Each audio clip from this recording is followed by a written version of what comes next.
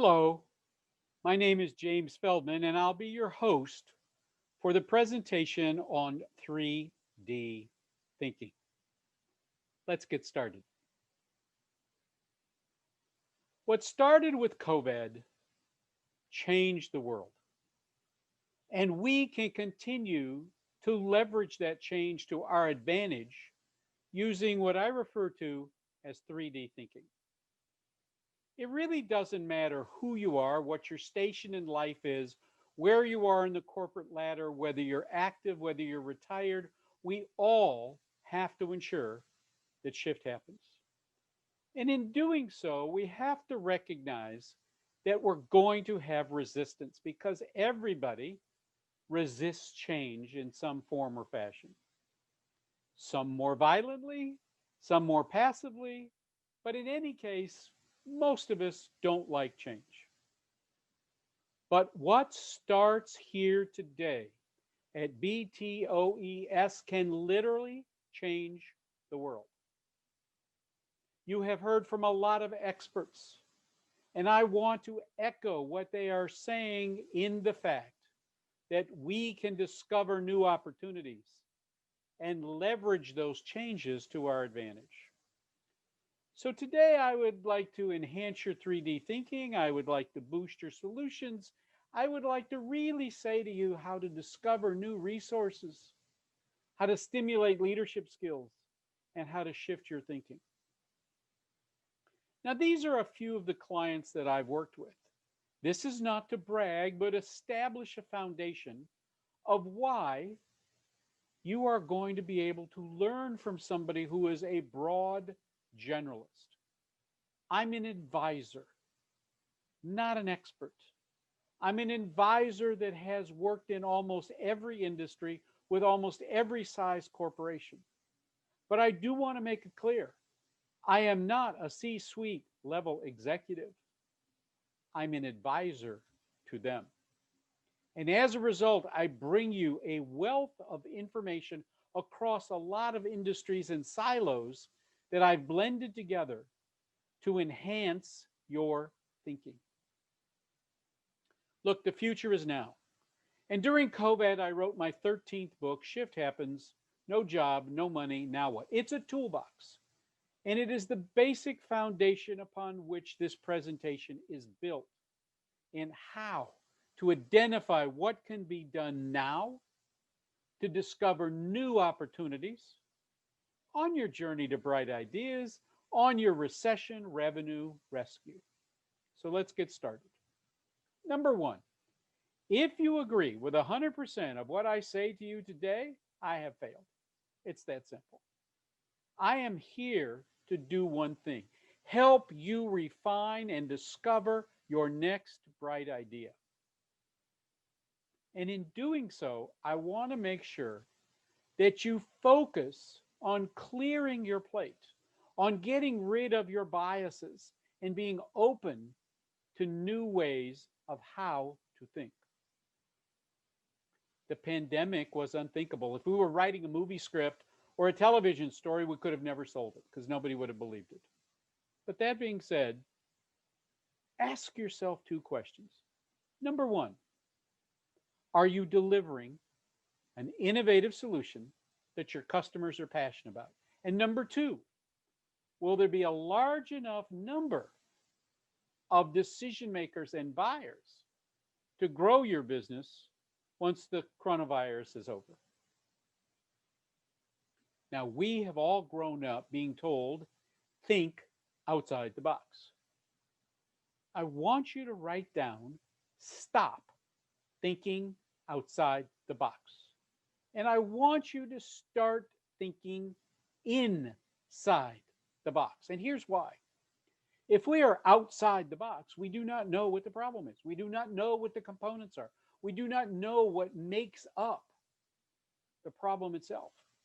So you have to go inside the box to not only identify the problem, not only identify the components, but to get a 360-degree view of the marketplace to see if you're working on the right problem and a solution that has a way to be monetized. And I refer to that as 3D 3D thinking.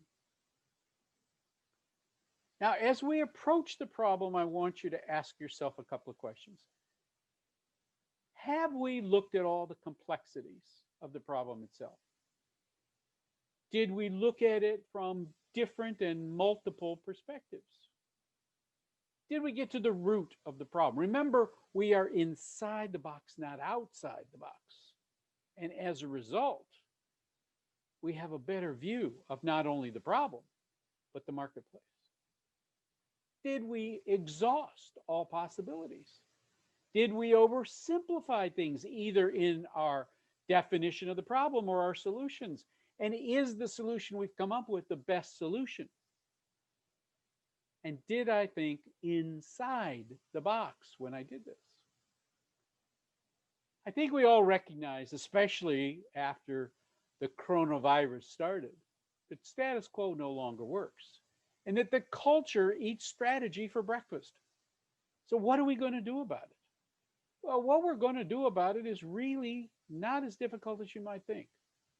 What we're going to do is change how we think rather than what you think. We are going to look at how our value is measured because it's measured by the size of the problems we solve. Now, let me point out to you that no matter how you use 3D thinking, whether it's sales or tech or operations or ERP, 3D thinking is applicable to everything you do. Now, I may have introduced a new concept to you, forgive me if I have, and that's ERP, and that's enterprise resource planning. What that does is it brings together a way for HR to collaborate with sales and customer service. And if you're not using an ERP software, write down that this should be one of those things that you should investigate as we move forward and get past the pandemic. But I'm not here to talk about ERP. I'm just bringing that to your attention. What I want to suggest that no matter what our solution is, it must be scalable. This was an ad that was put out by General Electric, and they talked about the impact of innovation. Now, in doing so, you're going to see a lot of numbers. You're going to see a lot of things that you may want to record. Let me make your life easy for you. I'm going to give you a link to this presentation so that everything will be available to you afterwards. But what drives innovation? And what is the impact of innovation within your organization? Do you see some of those key touch points in the chart that General Electric created? And are you ready to change how you think, not what you think?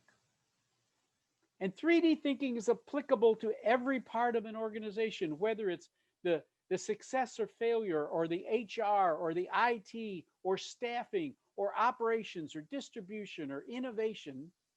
All of them require a methodology that allows you to open up your head, get away from the biases in we did it this way before and it didn't work, and try something new. I know all of us that are sitting here have had some idea blow up in our hands. When it happened, did you ask yourself a couple of questions? Did it address a long-term problem with a long-term solution? Did you identify the short-term and the long-term markets? Because after all, you're not wine. You're not going to age it for several years before you bring it to the market. You want to be able to recover your investment as quickly as possible. Did you proactively shift if you needed to, or were you rigid in your thinking? And did you create a roadmap model of how this worked? And I refer to that as the journey to bright ideas. Now, along the way, I want you to remember this. You've got to learn the rules and then break them. So don't forget rule number 6.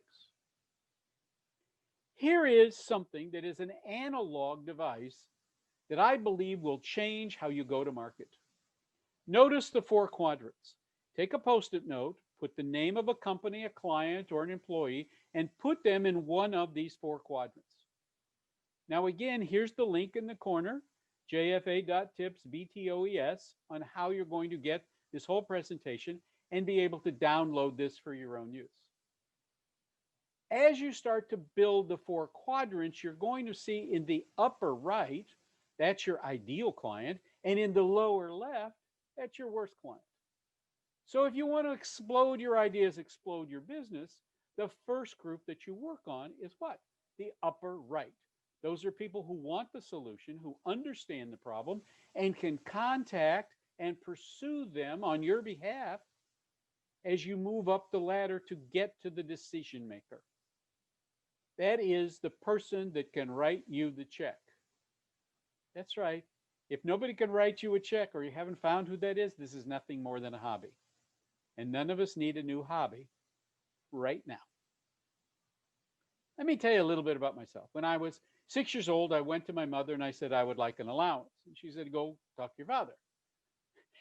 So I went to my father and I said, I'd like an allowance. He said, go talk to your mother.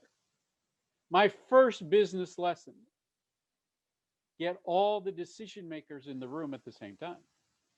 So I brought them together and I asked them both the same question. I'd like an allowance. And they uniformly said no. But they also, being parents, gave me suggestions. You can mow the yard. You can walk the dog. You can wash the car. You can set up a lemonade stand. I like the idea of the lemonade stand. So I went outside, and what I discovered is that the entire block was filled with lemonade stands. It wasn't a new and unique idea. In fact, there was so much competition, there was no reason to have another lemonade stand. And then I saw people that had elevated the experience. They had literally set up backyards, sold cookies, candies, as well as lemonade. My second business lesson: be the best at what you do or sell to those that are. And at that early age, that's what I decided. I would get into sales. I would come up with solutions and sell them to organizations like yourself that hadn't been able to either craft them, discover them, or execute them on their own.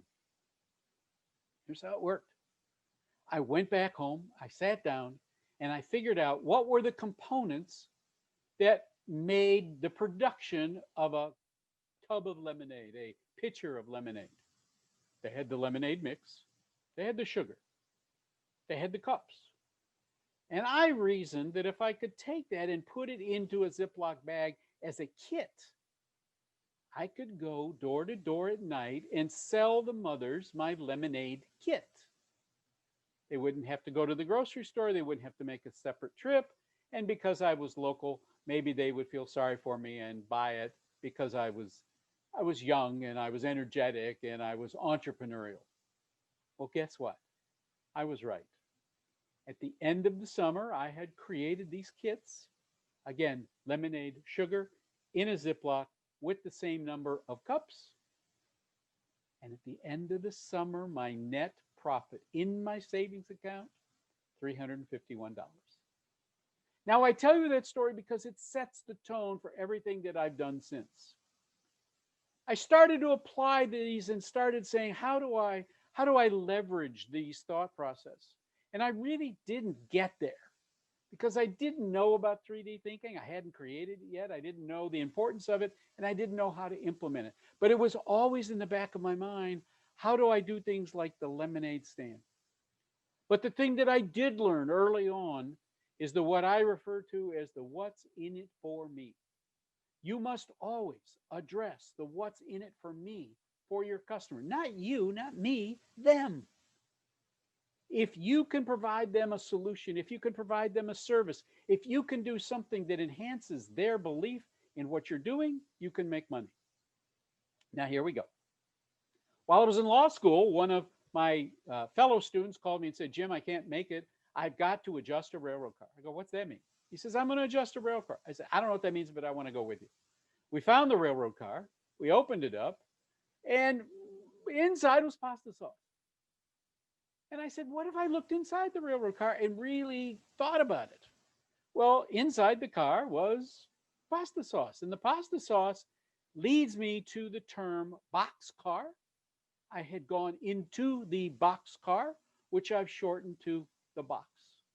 And in it were number 10 cans of Chef Boyardee spaghetti sauce. A lot of Chef Boyardee spaghetti sauce. I didn't know how much. But as I later figured out, it was a 60-foot car, and these are the dimensions and the cubic foot and the tonnage. And I reasoned it out that that could hold X number of gallons. Did I count them? No. This was my best guess. And my best guess said that I had about 33,000 gallons. So while I was standing there, I said to my friend, "What are you going to do now?" He says, "Well, I got to find somebody to buy the contents." And I said, "Well, what would you take for it?" He said, "Well, $5,000." I said, $5,000? You got a deal. So on that Thursday, I committed to 5,000. I went to the bank. Long story, got the bank to give me the money. Paid him his $5,000. That's great. That's great. Friday, the phone rings. It says, "Mr. Feldman, I'm from the Atchison, Topeka, and Santa Fe Railroad. Did you buy railroad car MDW in 1969? I go, "Yes." He said, "Move it." "What do you mean, move it?" He goes, "Well, you didn't expect to leave it sitting here." I had no idea what to do. Well, I'm in panic, but I knew I had a focus group coming the next day. So I went to the focus group with some pizza and some beer. And I said, "Guys, ladies, I want you to help me with a problem I'm working on. Um, what if I had a lot of spaghetti sauce?" Well, how much? Well, let's approach the problem with what do we know, what are we going to do about it, and how are we going to sell it. And here is where I crafted the concept of 3D thinking: depth, determination, and distance. So, in going inside the box, the depth is very simple. Investigate what's inside the box, identify the components, and start to come up with some ideas of how you're going to move it around. When you're inside the box, you want to look outside and see if there's a way to sell it. Who are you going to market it to? And as you market it, are you going to become innovative? Are you going to be creative? How are you going to monetize this solution? And then how are you going to initiate everything that you've done? And are you determined enough to carry it through? There it is. 3D thinking: depth, distance, and determination. And then I remembered the way to kill an idea is often heard as yes, but. So there can be no yes, buts when you're doing 3D thinking. You want to ask better questions. The questions are out there all the time. What if, what's next, what's possible, and why not? Now let's go back and start to think about what are we going to do about our problem. I got a lot of number 10 cans of spaghetti sauce. Is there a need? If there's a need, let's fill the need. So the group decided that we would start with where was it going? And we figured out military, university, hospitals, prisons, distributors, and others. Makes sense, right? So that Monday, I got on the phone and I started calling. And the first place I called was a military base. And the military base goes, "Great, I'll give you $2 a gallon." Well, $2 a gallon is $66,000. Woohoo! I'm great. I'm a genius. Let's do it. He goes, "Fine. I only need one thing. Before I can do this, I need your GSA number." What's that? This is the number that you get from the government to be able to sell the government any product. I don't have one. Well, we'll mail you the forms. You mail them to Washington. Washington will mail them back to you. And in a couple of weeks, you'll have it. Remember, I've only got a couple of days. The guy who told me to move it has given me till Wednesday. This is already Monday. I don't have time for this. Well, where was it going? Let's call universities. Let's call hospitals. Let's call prisons. Yeah, they were all interested, except for one thing. They all wanted a GSA number. Now I'm starting to have panic. So now I start to rethink the question, what about distributors? They didn't call me back. Now more panic. Let's think about this. If it's not going to, where's it coming from? The manufacturer. So I chase down the manufacturer and I find out through a lot of conversations and a lot of homework over the phone that it costs them about $3 to make a gallon.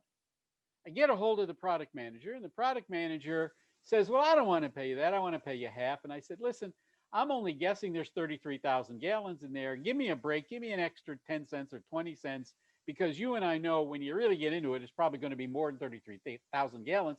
But I'm willing to live with it if you're willing to give me, say, another 10 cents. And he agreed. So I got $52,800. Not a bad deal, right? After I pay the bank, I'm going to make 47.8.